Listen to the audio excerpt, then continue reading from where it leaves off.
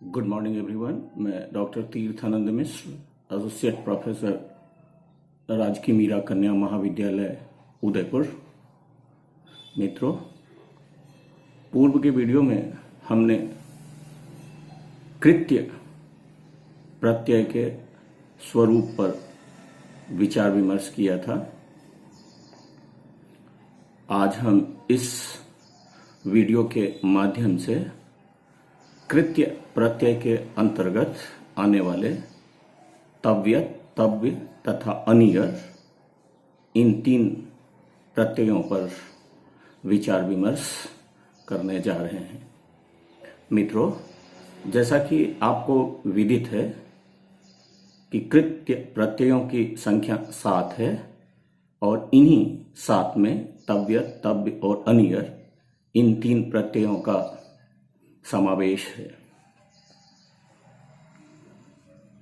आपको हमने पहले ही बता रखा है कि कृत्य प्रत्ययों का प्रयोग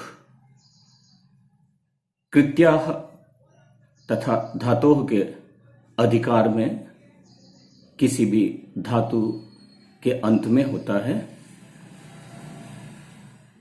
हिंदी भाषा में चाहिए या योग्यता अर्थ का निर्धारण करने हेतु संस्कृत भाषा में इन कृत्य प्रत्ययों का प्रयोग किया जाता है। तव्यत्, तव्य तथा अनियर, ये तीनों प्रत्यय चाहिए या योग्यता अर्थ में ही धातु से प्रयुक्त होते हैं। इन तीनों प्रत्ययों का विधान करने वाला सूत्र तव्यत् तव्यानियरः है। अगर हम इस सूत्र का पदच्छेद करते हैं तो पदच्छेद होता है तव्यत् तव्य अनियरः। सूत्र का तात्पर्य होता है कि सकर्मक धातुओं से कर्म अर्थ में तथा अकर्मक धातुओं से भाव अर्थ में तव्य, तव्य तथा अनियर प्रत्ययों का प्रयोग होता है। जब हम सकर्मक अर्थ में इन तीनों प्रत्ययों के प्रयोग की बात करते हैं तो इन प्रत्ययों के प्रयोग होने की स्थिति में कर्म से प्रथमा विभक्ति का प्रयोग होता है और कर्ता से तृतीया विभक्ति प्रयुक्त होती है, और इन तीन प्रत्ययों से अंत होने वाले शब्दों का प्रयोग कर्म के लिंग, विभक्ति और वचन के अनुसार होते हैं। वहीं जब हम भावार्थ की बात करते हैं तो भावार्थ चूंकि अकर्मक धातुओं से होता है, तो वैसी स्थिति में इन तीन प्रत्ययों का जब प्रयोग होता है तो कर्ता से तृतीया विभक्ति होती है और कर्म के अभाव में इन तीनों प्रत्ययों से अंत होने वाले शब्दों का प्रयोग सदैव नपुंसकलिंग प्रथमा विभक्ति एक वचन में होता है। अतः जब हम सकर्मक धातुओं से कर्म अर्थ में और अकर्मक धातुओं से भाव अर्थ में इन तीनों प्रत्ययों के प्रयोग की बात करते हैं तो आपके मन में इसका आशय स्पष्ट हो जाता है। इन तीन में से तव्यत् और तव्य, इन दोनों प्रत्ययों का तव्य ही शेष रहता है। अर्थात तव्यत् प्रत्यय का त हलन्त्यम सूत्र से इत संज्ञक है, जिसका तस्य लोपः से लोप होने पर तव्य ही शेष रहता है। अब हमारे सामने यह प्रश्न उठता है कि इन दोनों प्रत्ययों में अंतर क्या है। तो मित्रों, इन दोनों प्रत्ययों में कोई विशेष अंतर नहीं है। इन दोनों प्रत्ययों का प्रयोग एक ही अर्थ में होता है और इन दोनों प्रत्ययों से बने हुए शब्द भी एक ही प्रकार के होते हैं। अंतर केवल इतना होता है कि तव्यत प्रत्यय जिसका त इत संज्ञक है वह तित स्वरितम सूत्र के आधार पर स्वरित होता है, जिसका ध्यान लौकिक संस्कृत में तो नहीं किंतु वैदिक संस्कृत में विशेष रूप से रखा जाता है। अनियर प्रत्यय का भी र हलंत्यम सूत्र से इत संज्ञक है, जिसका तस्य लोपः से लोप होकर अनीय शेष रहता है। अब आपके सामने में यह स्पष्ट हो गया होगा कि तव्यत तथा तव्य का तव्य और अनीयर का अनीय शेष रहता है। इन तीनों ही प्रत्ययों का प्रयोग किसी भी धातु से कर्म तथा भाव अर्थ में किया जा सकता है। अब यहां पर हमें कुछ और बातें जान लेनी आवश्यक होगी कि जब इन तीन प्रत्ययों का प्रयोग हम करते हैं तो इन तीन प्रत्ययों में से तव्यत तथा तव्य प्रत्यय आर्ध धातुकम शेषः सूत्र से आर्ध धातुक है। अतः इन दो प्रत्ययों का जब हम प्रयोग करते हैं तो सार्वधातुकार्ध धातुकयोः सूत्र से इगंत धातु को गुण होता है, और वहीं यदि धातु पुगंत और लघुपद है, अर्थात धातु के अंत में यदि पुक हो या धातु के उपधा में कोई लघु स्वर हो, वैसी स्थिति में पुगंत लघुपधस्य सूत्र से इगंत लघुपद को, अर्थात जिसकी उपधा में ई उ री री में से कोई वर्ण हो, तो उसे इस सूत्र की सहायता से गुण हो जाता है। दूसरी बातें हमें यह जाननी होगी कि यदि इन दोनों के अतिरिक्त स्थिति है तो सेठ धातुओं में आर्ध धातु का सेड वलादेह सूत्र से इट का आगम होता है। इसे समझने हेतु हम कोई उदाहरण ले सकते हैं। उदाहरण के लिए एध धातु अकर्मक है, अतः एध धातु से भाव अर्थ में तव्यत तव्यानीयरः इस सूत्र से इन तीनों प्रत्ययों का प्रयोग हो सकता है। अब जब इन तीनों प्रत्ययों का प्रयोग एध धातु से हम करते हैं तो एध प्लस तव्यत या एध प्लस तव्य रूप होने पर ताकि इत संज्ञा होने के पश्चात एध और तव्य, एध प्लस तव्य ये रूप हमारे सामने आता है, और अनियर प्रत्यय करने की स्थिति में एध प्लस अनीय रूप हमारे सामने में आता है। अब ऐसी स्थिति में आर्धातु का सेड वलादेह सूत्र से एध प्लस तव्य में तव्य की आर्धधातुक संज्ञा हो जाती है, और आर्धधातुक संज्ञा होने की स्थिति में आर्धातु का सेड वलादेह सूत्र से वलादि आर्धधातु परे होने पर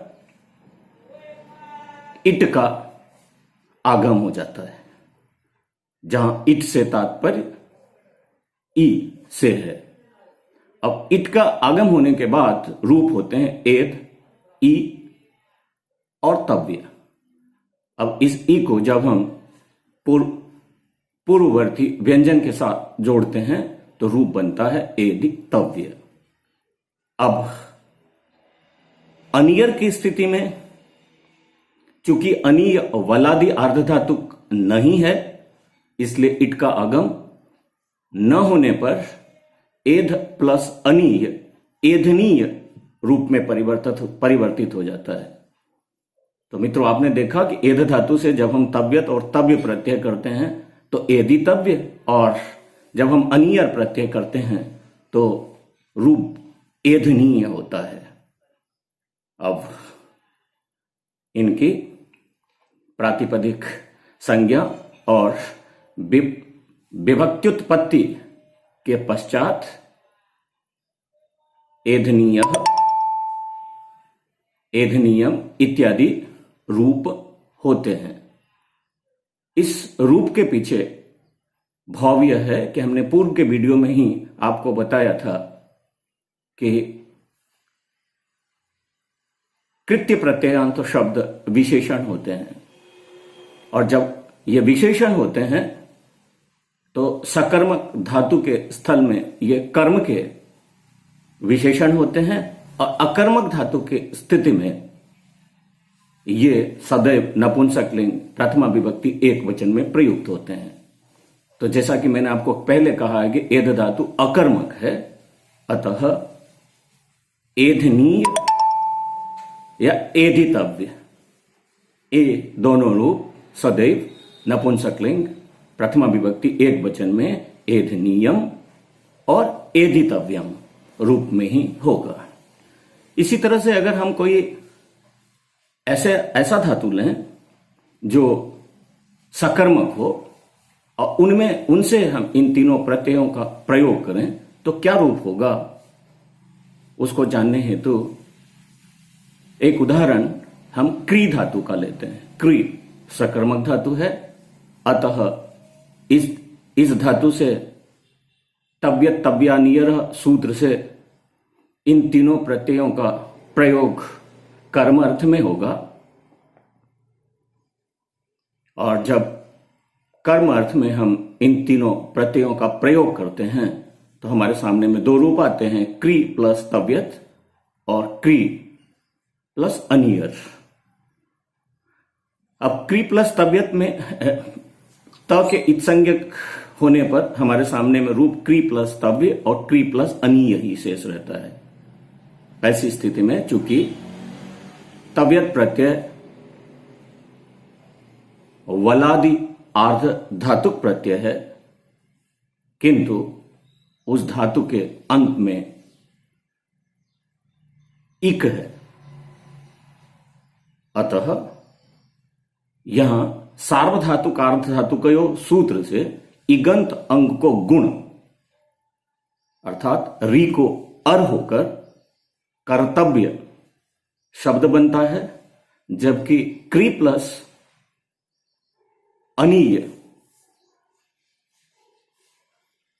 स्थल में उसी सार्वधातुक अर्धधातुकयो सूत्र से री को गुण अर होकर करणीय रूप बनता है। क्योंकि यहां पर तव्यत तव्य और अनियर प्रत्यय का प्रयोग कर्म अर्थ में हुआ है, अतः कर्तव्य या करणीय इन दोनों का रूप कर्म के लिंग वचन और विभक्ति के अनुसार तीनों लिंगों में होंगे। अतः कहीं कर्तव्य कर्तव्यम कर्तव्या, और उसी तरह से कहीं करणीय करणीयम करणीया रूप हो सकते हैं। इसी भांति अन्य धातुओं में हम इन तीन प्रत्ययों को जोड़कर शब्द निर्माण करने का यदि प्रयास करेंगे तभी हमें इन तीन प्रत्ययों का प्रयोग समझ में आएगा। अतः आपसे निवेदन है कि आप ऐसा प्रयोग करें। अब यहां आपको यह जानना भी आवश्यक होगा कि जब आप चाहिए या योग्यता अर्थ के लिए 10 लकारों में से विधिलिंग लकार का प्रयोग करके कोई वाक्य बनाने का प्रयास करते हैं तो वहां आपको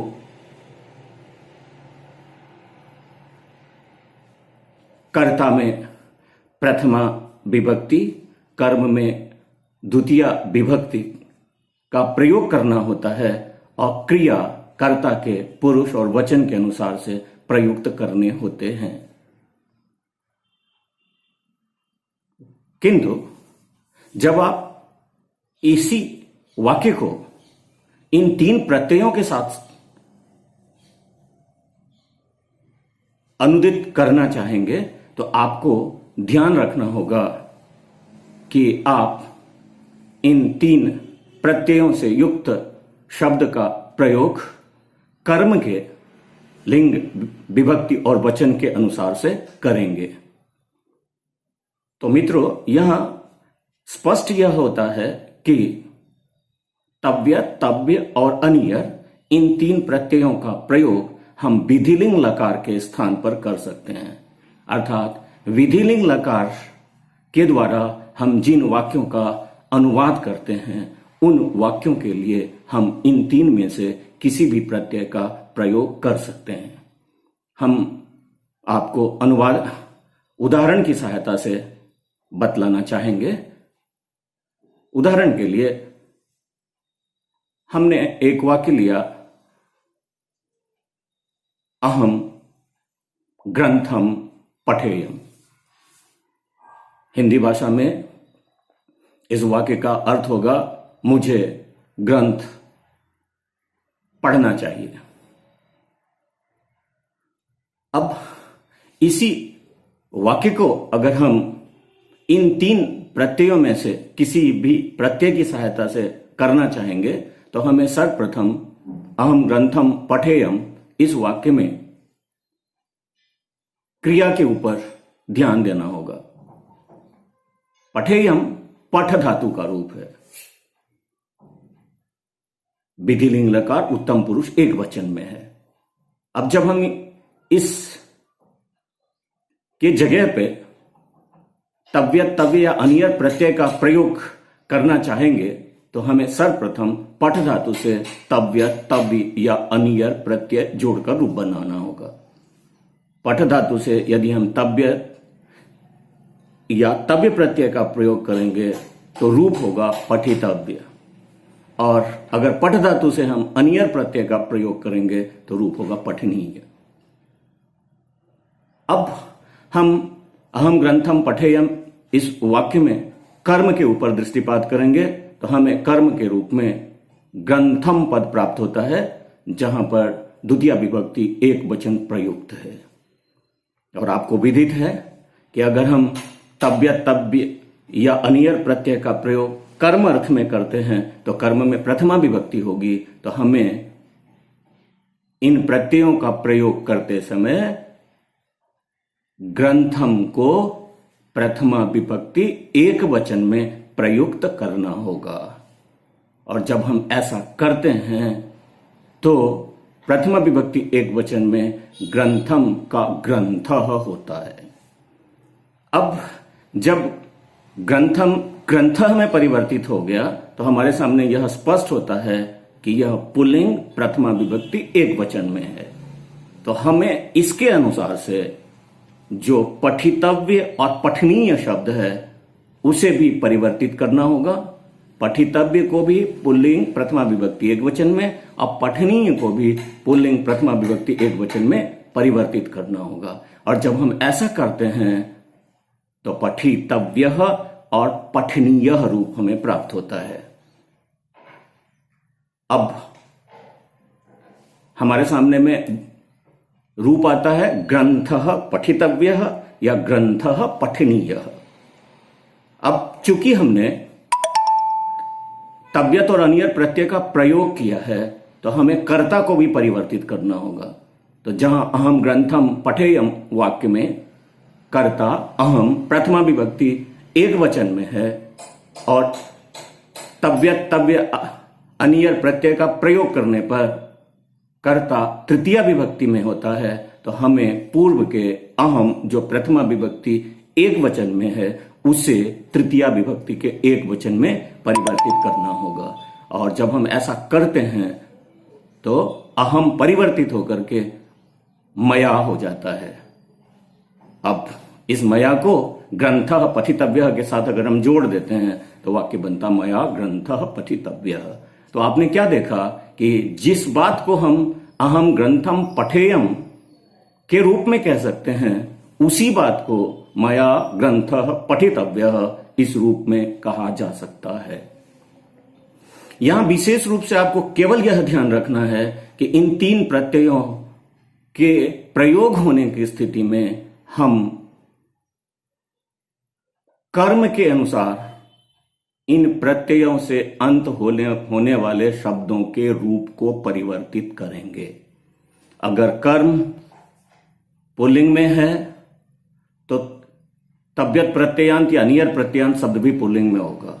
अगर वह एक वचन में है तो तव्यत प्रत्ययांत शब्द भी एक वचन में होगा। और अगर वह द्विवचन या बहुवचन में है तो तदनुसार उनमें भी परिवर्तन होगा।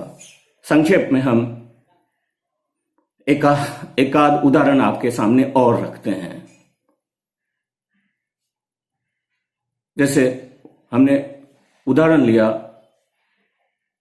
त्वम ग्रंथम पठे, हिंदी में अर्थ होगा तुम्हें ग्रंथ पढ़ना चाहिए। इसी वाक्य को जब हम परिवर्तित करेंगे तो परिवर्तन होगा। त्वम को परिवर्तित करेंगे तो वो त्वया हो जाएगा और ग्रंथम को प्रथमा विभक्ति में परिवर्तित करेंगे तो ग्रंथ हो जाएगा। और पठ धातु से अगर तव्यत और अनियर जोड़ेंगे तो वह पठितव्य या पठनीय होगा। तो वाक्य बनेगा त्वया ग्रंथः पठितव्यः। यहीं पर अगर वाक्य होता